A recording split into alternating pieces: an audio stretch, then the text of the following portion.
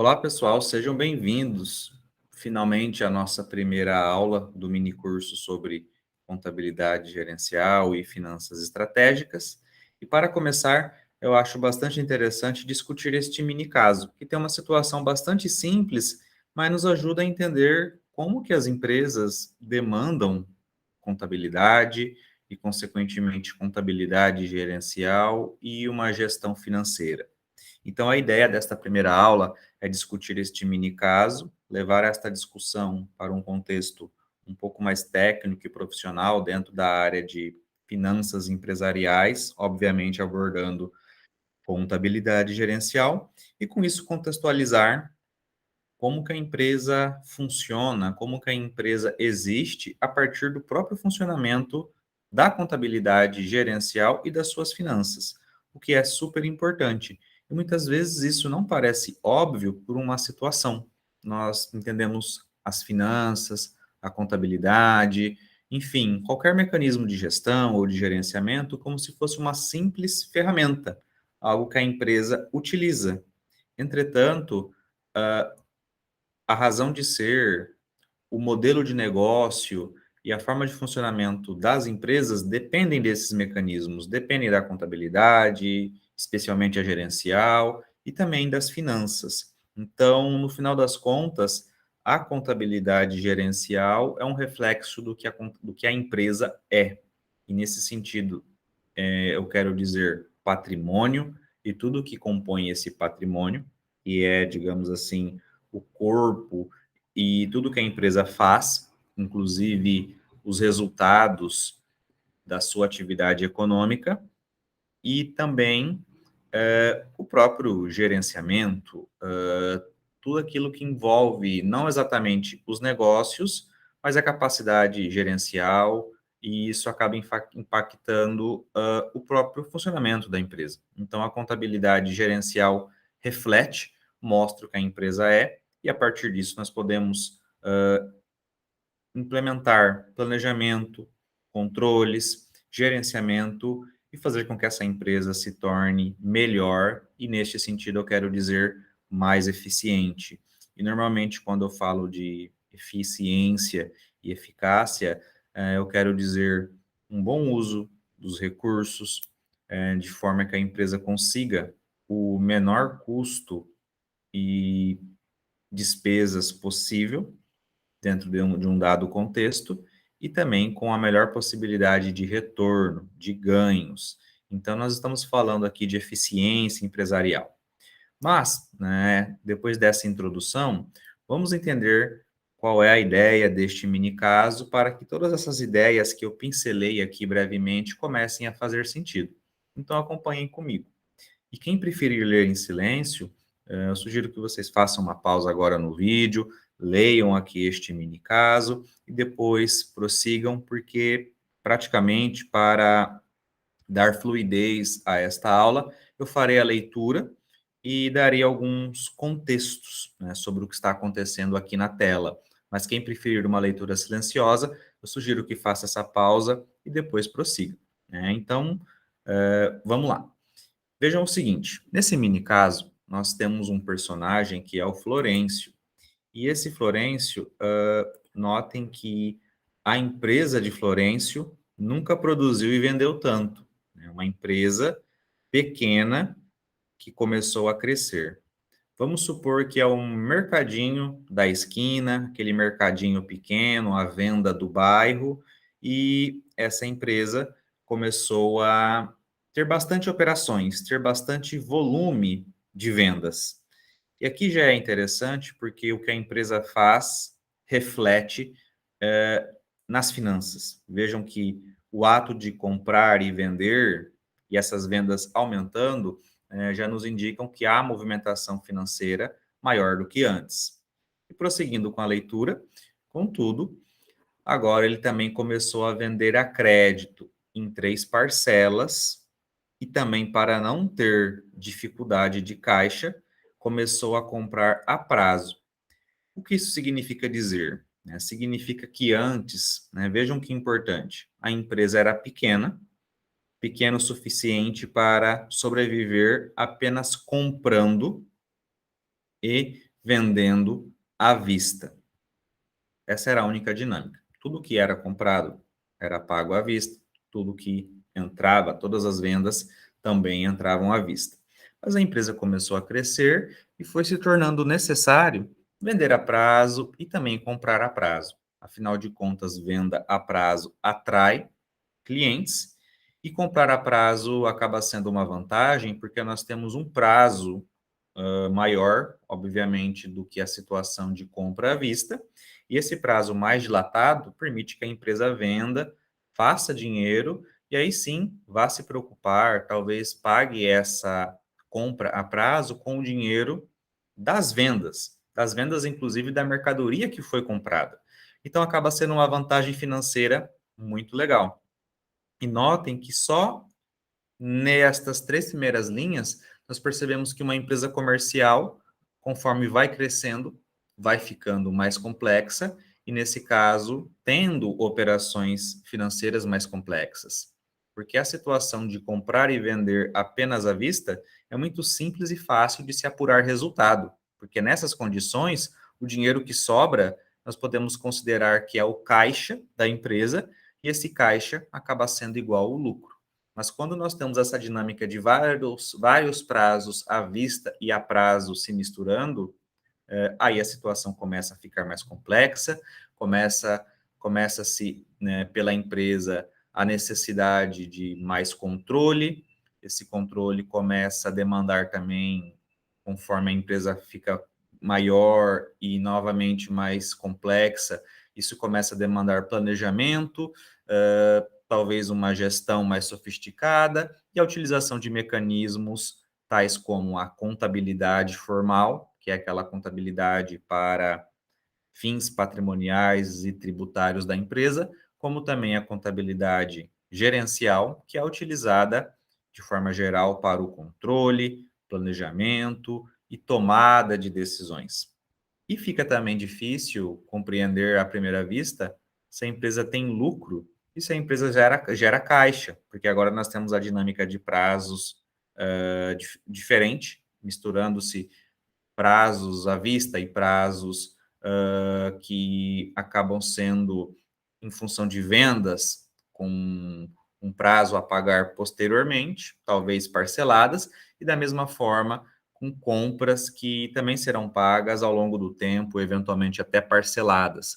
Então, essa dinâmica fica mais complexa e a partir daí a empresa começa a sentir necessidade de informações confiáveis, de informações que nos ajudem a entender se a empresa está indo bem e até mesmo tomar-se decisões que antes eram mais fáceis de serem tomadas. Por exemplo, se a empresa tem capacidade de comprar, quais recursos a empresa deve receber nos próximos dias, nos próximos meses, se há capacidade de investimento, se há capacidade de se contratar funcionários e assim por diante.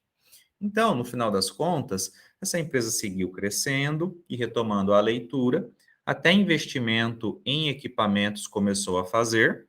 Alguns desses equipamentos foram comprados à vista e outros a prazo, ou seja, a empresa precisou de estrutura para funcionar e agora, com esse investimento em equipamentos, ela se tornou novamente uma empresa que ficou um pouquinho mais complexa, porque o crescimento aqui envolveu novos equipamentos que permitiram o funcionamento da empresa, permitiram a execução da atividade econômica da empresa em busca do lucro. Então, a empresa vai se complexificando. E aí, seguindo com a história, o fato é que na época do seu pai, as coisas eram mais fáceis, né? Vejam que eu já havia antecipado. Tudo era pago à vista, não havia essa complexidade toda, né? E segundo Florencio, papai controlava a empresa com base no caixa, talvez no caderninho ou numa simples planilha de Excel. Mas agora tenho dúvidas se isso funciona, né? Ele murmurou baixinho enquanto pegava o seguinte recado na caixa postal do seu celular. Senhor Florencio, aqui é o Marcelo do Banco Crédito Azul. Vamos precisar dos balanços para aprovar o crédito da sua empresa. Por favor, veja o e-mail. E aqui é uma situação interessante que o Marcelo do banco acabou de solicitar a contabilidade. A contabilidade formal da empresa, né? E aqui eu falo do balanço patrimonial e da demonstração de resultado do exercício no mínimo. De forma geral, a segunda aula vai abordar esse conteúdo mais aprofundadamente. O balanço patrimonial mostra todos os bens, direitos e obrigações que a empresa possui, o conjunto de riquezas da empresa, portanto, bens e direitos menos as obrigações. E também a DRE, a demonstração de resultado do exercício, mostra se as operações, se o negócio gera lucro ou prejuízo. Claro, com vários detalhes, mas em suma, essa é a informação que a DRE nos proporciona. E esses dois demonstrativos são a base da contabilidade, são as informações básicas da contabilidade, e com esses demonstrativos nós podemos calcular indicadores, identificar a partir desses indicadores a situação de rentabilidade da empresa, se a empresa tem capacidade de pagamento, se a empresa tem endividamento ou não, quais são os prazos médios para entender se o negócio é eficiente ou ineficiente, é a base para planejamento, para avaliação de desempenho, é a base até mesmo para a projeção de resultados futuros. Então, realmente, é o coração da informação contábil gerencial, que é assunto lá da nossa terceira aula. Então, o banco, aqui no caso, quer essas demonstrações contábeis para algo super importante, que é avaliar as condições da empresa, para avaliar se essa empresa pode ou não pegar dinheiro emprestado, e se puder, a quantidade e a qual taxa. Ou seja, o banco quer avaliar o risco de se emprestar dinheiro para essa empresa. E a partir desse risco, nós conseguimos, né, as instituições financeiras, na verdade, conseguem identificar limites de crédito e limites de taxas de juro, né? E como que esse risco é avaliado? A partir das condições financeiras e econômicas da empresa, que pode ser identificado na contabilidade por uma série de indicadores. E ao longo do projeto, nós vamos acabar entrando de forma profunda nesse tipo de indicador ou de ferramenta, né? Eu gosto de usar o termo ferramenta porque são elementos práticos. O momento agora é contexto, enfim, mas saibam vocês que nós teremos um momento específico para aprender e implementar um diagnóstico empresarial, por exemplo, mas tudo no seu tempo. Então vamos seguir com esse mini caso, porque agora nós temos uma pergunta, uma provocação que eu gostaria que vocês pensassem um pouquinho antes que eu prossiga com a apresentação. Então vamos a ela. No caso de Florencio, né, a pergunta é a seguinte: a simples anotação do dinheiro que entra e sai do caixa, como fazia seu pai, é suficiente para controlar o que a empresa tem a receber e a pagar? Né? Aqui seria uma resposta que poderia ser enviada por escrito, né? Mas gostaria que vocês refletissem um pouquinho. Pausem o vídeo, se for o caso, e pensem, né? Será que agora essa empresa que vende à vista, vende a prazo, compra à vista, compra a prazo, acabou de fazer um investimento, comprando novos equipamentos e pensa em pegar dinheiro no banco, e com certeza esse dinheiro terá juros, com certeza esses recursos, né, obtidos serão utilizados para a empresa crescer, para a empresa ter mais fôlego para desenvolver as suas atividades e, eventualmente, será pago a prazo também, né? Então, será que essa empresa consegue controlar apenas com anotações informais no caderninho, talvez numa planilha super simples? Uh, eu gostaria que vocês pensassem um pouco, né? Então, eu vou dar 3 segundinhos para quem pausar e pensar um pouquinho, e aí eu prossigo, né? Prosseguindo, a ideia aqui é que não, né? Realmente não é suficiente. Não é suficiente porque a empresa não tem mais como funcionar de forma tão informal e descontrolada, porque ela realmente deixou de ter apenas operações à vista. Quando nós deixamos de ter operações à vista, tanto para entrada e saída de recursos, nós começamos a ter um problema de desencaixe temporal, o que dificulta a organização da empresa. Ou seja, nós não temos como olhar para o caixa e falar: caixa, você é a mesma coisa que lucro. Por que não? Porque com o desencaixe temporal dos prazos, a empresa tendo uma dinâmica de recursos entrando à vista e recursos entrando a prazo, o caixa acaba não sendo igual ao lucro ou prejuízo. Então, esse é o tal do desencaixe financeiro, o que não é um problema, é normal para as empresas. Mas qual a situação? Não dá para observar isso e identificar se a empresa tem resultado positivo ou negativo a olho nu. É necessário utilizar a contabilidade. E a partir dessa contabilidade, conforme a situação fica mais complexa, aí sim é necessário implementar as técnicas, diversas técnicas de contabilidade gerencial, para que nós consigamos, enfim, como que eu posso dizer, implementar gerenciamento, implementar controle, avaliar o desempenho da empresa e até, inclusive, verificar se essa empresa tem condições de continuar funcionando. Então, realmente não é suficiente. Aí, né, vamos aqui pensar nessa situação para ilustrar ainda mais esse contexto que eu acabei de explicar, que é a ideia de fluxos de recurso através da empresa. Vamos usar esse mesmo exemplo do Florencio, e aqui eu tomo a liberdade de pegar um marca-texto para que nós consigamos navegar neste diagrama.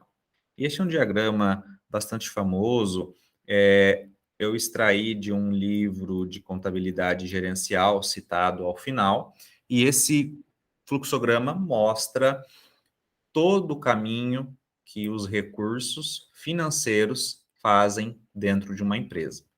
Então vamos supor o seguinte, agora que o exemplo é de uma pequena indústria que produz bancos de madeira.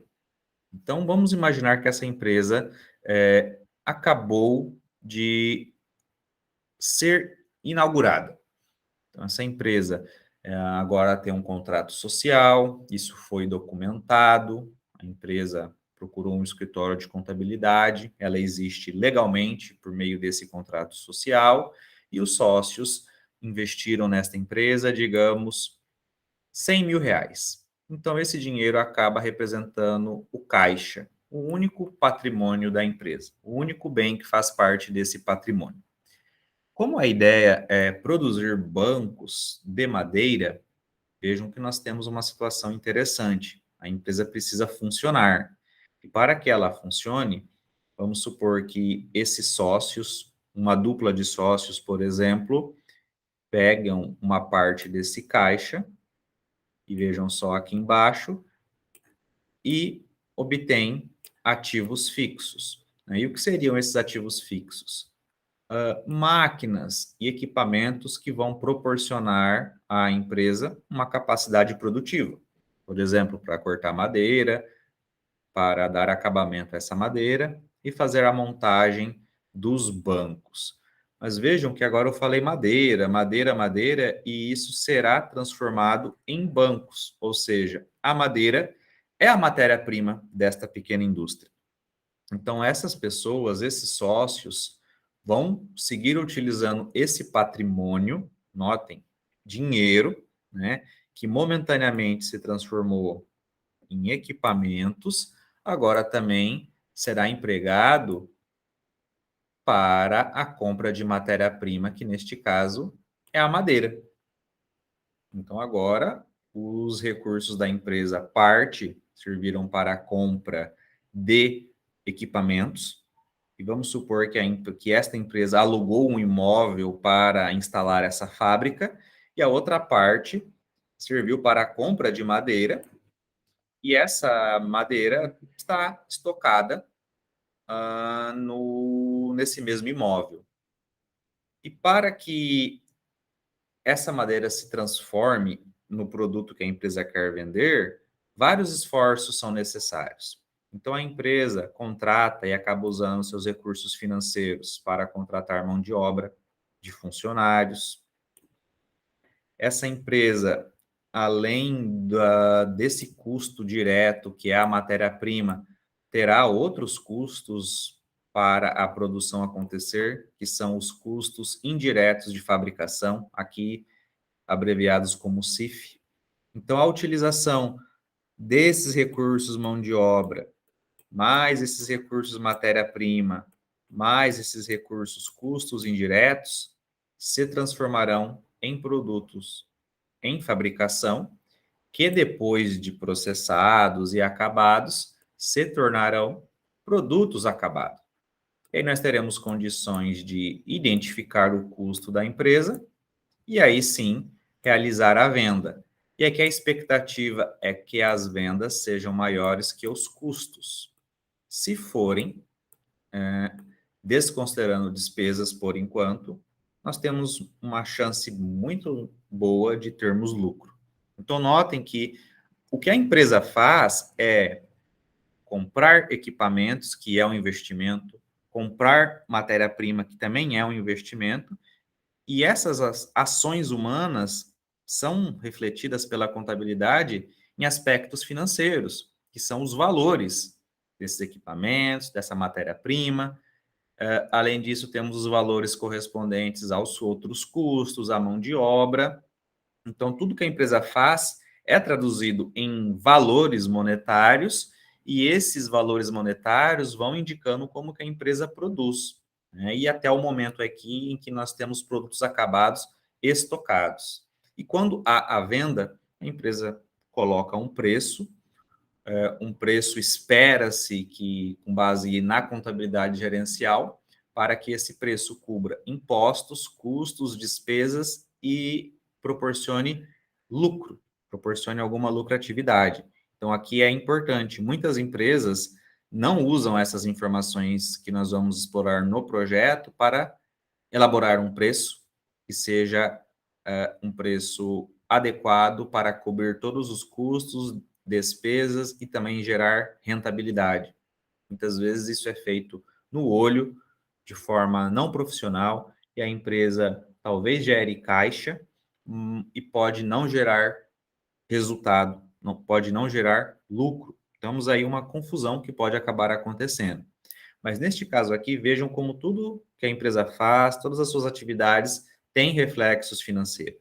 E se tem reflexo financeiro, nós podemos atuar para ajudar as empresas de qualquer porte, porque nós conseguimos ver o caminho desses recursos, registrar isso pela contabilidade convencional e manipular de modo gerencial, por meio da contabilidade gerencial e pelo uso de técnicas de finanças.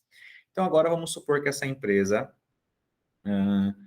fez toda essa situação, conseguiu vender estas peças, esses bancos que foram produzidos, e nesse esforço de venda, a empresa acabou tendo algumas despesas operacionais para funcionar, despesas com vendedores, comissão, frete, água, luz, energia elétrica, tudo para que a empresa funcionasse.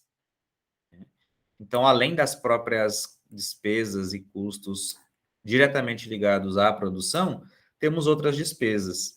Então, essas despesas aqui, elas vão acabar diminuindo do valor das vendas na DRE, uma demonstração contábil. Então, nós temos aqui, além dos custos produtivos, despesas que vão reduzir o caixa da empresa. Porque se vocês observarem, as despesas saíram do caixa. Saíram do caixa para ajudar nas vendas, ou seja, as despesas mantêm a empresa funcionando e possibilitam as vendas. E essa venda, né, seguindo o caminho dos recursos financeiros, pode ser uma venda à vista. Olhem lá, se for à vista, volta para o caixa. As vendas que não forem à vista serão a prazo, ou seja, elas ficarão momentaneamente, digamos assim, a prazo, penduradas como duplicatas a receber, e conforme o vencimento e o pagamento dos clientes, né, haverá uma cobrança e esse dinheiro volta para o caixa. Nesse esforço de produzir e vender, a empresa pagará impostos, que acaba sendo o dinheiro que sai da empresa. Outra forma de sair recursos da empresa é se a empresa distribuir lucros, caso esses lucros existam de verdade. Mas, ainda assim, no decorrer do negócio, conforme a empresa cresce, essa empresa pode usar caixa para, vejam só, fazer investimentos, por exemplo, comprar uma nova máquina ou novas máquinas para se produzir mais bancos, né? e esse dinheiro, esse maquinário, vai acabar tendo um retorno no caixa, porque vai aumentar positivamente o tamanho e a capacidade produtiva da empresa, considerando que estudos foram realizados para que a empresa crescesse e melhorasse o desempenho. Vejam só, tudo depende da contabilidade gerencial e o foco do projeto, das empresas que nós vamos atender no projeto, são empresas que não têm isso formalmente, ou seja, é um prato cheio para aplicar esses conhecimentos que nós vamos explorar ao longo do tempo. Então vejam que o caixa pode retornar em maior valor se esse investimento frutificar. Mas também, conforme a empresa toma empréstimos, ela paga esses empréstimos. Mas se a empresa faz um empréstimo novo, o dinheiro do empréstimo entra no caixa da empresa. E, obviamente, que tudo aquilo que a empresa compra a prazo também sai do caixa. Então, notem que tudo tem a ver com a dinâmica financeira da empresa. Não tem jeito. Tudo tem a ver. E esse é o rastro que as atividades da empresa, que são promovidas por ação e tomada de decisão humanas, deixam. E para entender todo esse processo, primeiramente é necessária a contabilidade e posteriormente é necessário contabilidade gerencial e finanças para que nós consigamos planejar, gerenciar, controlar e avaliar o desempenho. Então, neste simples exemplo de uma pequena indústria, vejam como nós temos aqui uma situação interessante e mapeada sobre como que tudo que é feito dentro da empresa tem impacto financeiro. E aqui nós não temos a representação do lucro, isso fica para um outro momento, mas esse lucro, ao longo do tempo, tende a se tornar caixa, conforme a empresa vai pagando e recebendo. O lucro é apurado e apresentado na demonstração de resultado do exercício, e neste caso aqui, nós não temos essa representação, porque ele deriva das vendas menos custos e despesas, e conforme a dinâmica de recebimento e pagamento da empresa, esse lucro vai se tornando caixa ao longo do tempo. Mas notem que nós temos aqui operações cruciais conforme a empresa funciona. A empresa investe, dependendo da situação, a empresa toma recursos emprestados para crescer ou funcionar, sem contar o próprio recurso aplicado pelos sócios. Aqui nós temos todo o caminho do processo produtivo, inclusive essa parte e essa etapa. Todas as atividades administrativas, comerciais e de suporte da empresa também têm impacto financeiro. Quando as vendas ocorrem, nós podemos receber à vista ou a prazo, e tudo isso afeta o caixa, vejam só, ou entrando recursos ou extraindo, exigindo-se recursos. Então, aqui eu creio que está mais do que ilustrado como é crucial a possibilidade de vocês estarem inseridos neste projeto, a oportunidade que nós temos de conseguir ajudar as empresas, proporcionar às empresas informação contábil gerencial de qualidade, para que elas possam resolver problemas, se organizar melhor e, eventualmente, até crescer e melhorar os seus resultados. Então, com base nessa ideia, nesse fluxo de recursos através da empresa, em função de tudo que é realizado pelo negócio, nós conseguimos justificar ainda mais a existência do projeto e ilustrar aquela pergunta do slide anterior, se a simples anotação do que entra e do que sai é necessário para a empresa do Florencio. Realmente não é. Nós estamos aqui mais ou menos nesse estágio para a empresa do Florencio, dentro de um contexto comercial, e pelo exemplo que eu também ilustrei com vocês sobre a pequena indústria de bancos, nós percebemos que é isso daí, não tem como fugir, nós precisamos de contabilidade gerencial. E aí, nós temos aqui, né, uma finalização dessa primeira aula, em que nós temos uma espécie de resposta, uma resposta formal do livro que eu extraí este caso, né? Então, essa tela aqui tem a resposta, digamos, para vocês terem isso registrado. E notem que conforme a empresa cresce, e começa a conceder prazos e ter mais prazos para pagamento,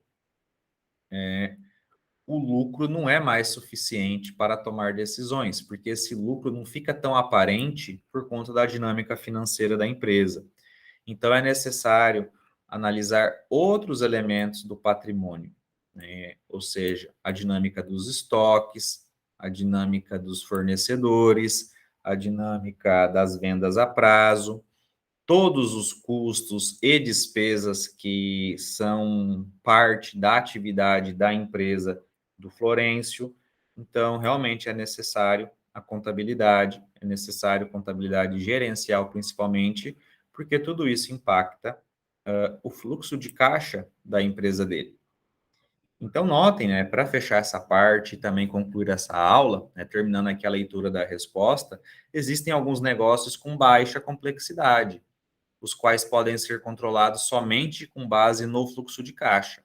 Mas empresas mais complexas necessitam ser gerenciadas usando o conjunto das demonstrações contábeis. E aqui as empresas mais complexas não precisa ser uma empresa grande, imensa, uma multinacional. Basta ser uma pequena empresa ou uma microempresa que tem uma dinâmica parecida com essa que eu descrevi nesta primeira aula, ou seja, uma empresa que precisa estocar, produzir ou vender, que acaba tendo que lidar com vários prazos, com várias situações, ou seja, acaba sendo aplicável a qualquer tipo de negócio, mesmo pequeno. Então, notem que aqui a ideia de complexidade é uma empresa que normalmente realiza suas atividades como qualquer outra, comprando, vendendo, contratando, em uma dinâmica que envolve prazos à vista e a prazo. Ou seja, no final das contas, é aplicável até a microempreendedores individuais, né, a pessoas físicas que prestam serviço, mas que precisam de algum nível de gerenciamento e controle. Então, nestes casos, nós teríamos contribuições mais simples a serem feitas, a serem oferecidas, e se a empresa é um pouquinho maior, né, ou até de médio porte, ou uma pequena empresa que já está, digamos assim, grandinha, a nossa contribuição pode ser maior e, obviamente, mais impactante, né? Mas eu creio que com essa aula o objetivo era de dar um overview, realmente uma ilustração geral sobre como que a dinâmica financeira ocorre e depende do negócio, não só da sua complexidade, mas também da forma como esse negócio funciona, né? Realmente da dinâmica de operação da empresa. Então, encerramos por aqui a nossa primeira aula do mini curso e aguardo vocês na segunda aula, em que nós vamos explorar um pouquinho mais deste contexto, agora abordando as principais demonstrações contábeis para colocar todas essas ideias no lugar. Um abraço a todos e até a próxima aula.